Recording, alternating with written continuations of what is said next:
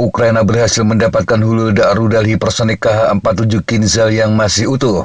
Ini adalah salah satu dari 10 rudal yang diklaim ditembak jatuh Ukraina pada 2 Januari 2024.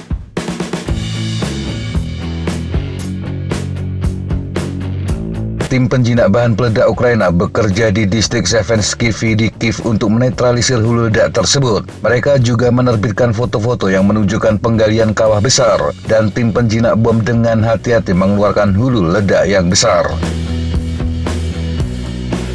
Menemukan hulu ledak Kinzhal yang utuh merupakan peluang lain untuk eksploitasi material asing terhadap perangkat keras Rusia. Hampir pasti bagian ini akan dibongkar dan diperiksa untuk mendapatkan wawasan mengenai kemampuan, proses produksi, dan sumber dayanya. Selain itu juga petunjuk tentang cara meningkatkan upaya untuk mengalahkannya. Sebagian besar data yang ditemukan kemungkinan besar akan dibagikan kepada Amerika dan sekutunya. Kinzhal adalah rudal hipersonik yang diklaim dapat mencapai kecepatan lebih dari 10 Mach dan bisa menempuh jarak 1.500 hingga 2.000 km.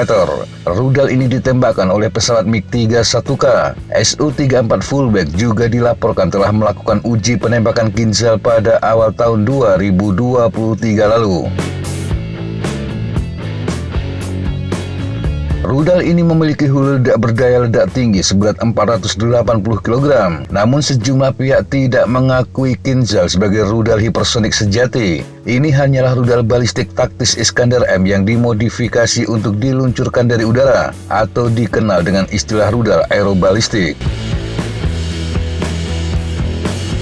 Kemampuan MiG-31 untuk mencapai kecepatan tinggi dan ketinggian sebelum diluncurkan memberi Kinzhal peningkatan besar dalam jangkauan dan kecepatan dibandingkan jika Iskander diluncurkan dari darat. Kinzhal adalah bagian dari serangan besar-besaran dan mematikan Rusia awal tahun 2024 ini. Sejumlah laporan menyebutkan selain 10 Kinzhal, gelombang terbaru juga terdiri dari 70 rudal jelajah yang diluncurkan dari udara termasuk KH-101. Selain itu juga 3 rudal jelajah kaliber yang diluncurkan dari kapal atau kapal selam. Angkatan Udara Ukraina mengatakan bahwa pertahanan udaranya menghancurkan semua Kinzhal dan kaliber serta 59 rudal jelajah subsonik yang diluncurkan dari udara. Klaim itu tidak bisa diverifikasi secara independen, tetapi hulu ledak utuh ini menunjukkan bahwa klaim Ukraina itu setidaknya sebagian terbukti, artinya Kinzhal bisa ditundukkan.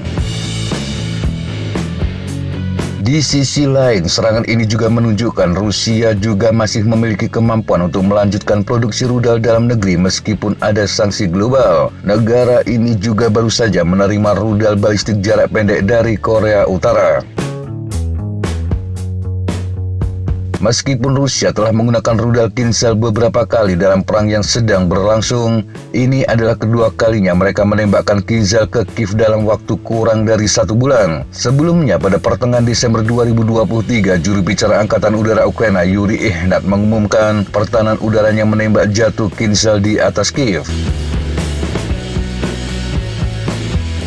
Rusia telah menggunakan rudal itu karena kecepatannya dan kemampuannya untuk mencapai sasaran di mana saja dalam beberapa menit setelah peluncuran. Ini memberikan sedikit waktu bagi pertahanan udara untuk bertindak. Ukraina sebelumnya mengatakan rudal Kinzhal Rusia dapat mencapai Kiev dalam waktu kurang dari 2 menit.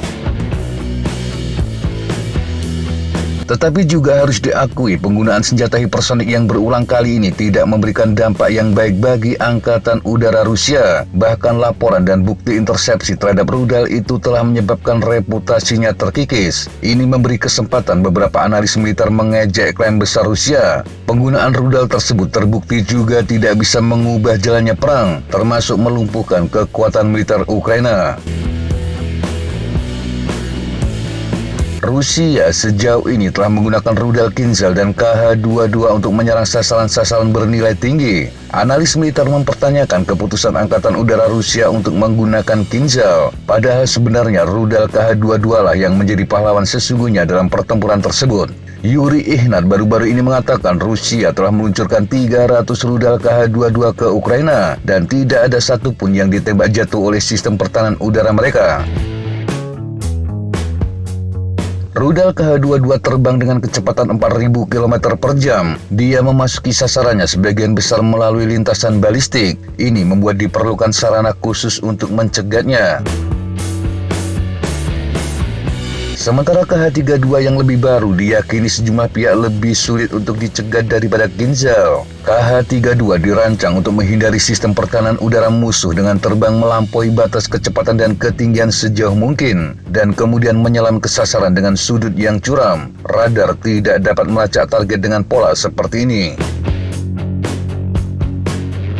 Ukraina mungkin lebih takut terhadap KH-22 dan KH-32 dibandingkan Kinzhal. Varian KH-22 lebih destruktif dengan hulu ledak 900 kg, dan KH-32 lebih sulit ditembak jatuh dibandingkan rudal hipersonik seperti Kinzhal dan Iskander-M.